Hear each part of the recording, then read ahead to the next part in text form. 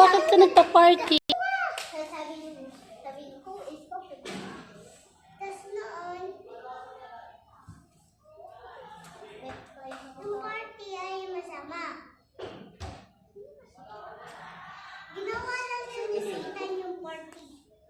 Pero yung mga malis ako. Kanta ng sundo. Diyos ay hindi masama. Pero, pag yung kanta ni Satan ay masama. Hindi mo alam kasi ginagalitan ni Panginoon. Kaya siya nasa baba na. Kaya ano masakit ka rin doon, no? Kasi masama siya. Kaya andun sa Panginoon dun sa taas.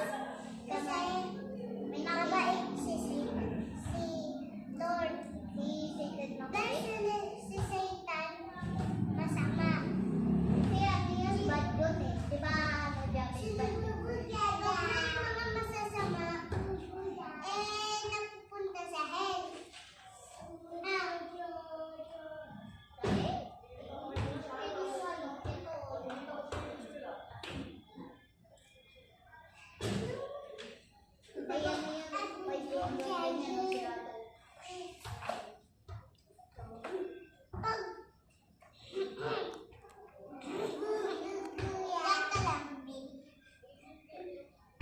Pag meron tayong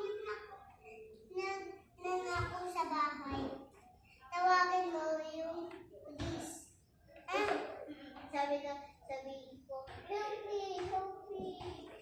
Pag may tumulong, pag nakita yan ng pulis, makukulong yung masamang tao. Tapos makakabuhin natin. Gusto niya lang makibubuhan.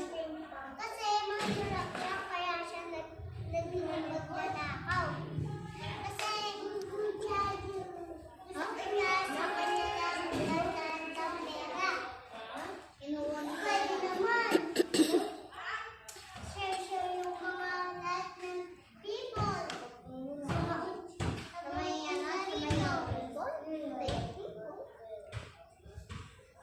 halimbawa sa nanay ko. Halimbawa sa'yo. Halimbawa, dyan. Halimbawa, meron kang pera. Ayaw mo mamigay. Di sa'yo yung mapupunta.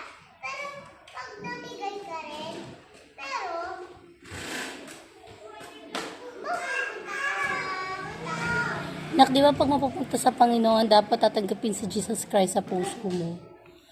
O, bilang sariling tagapagligtas?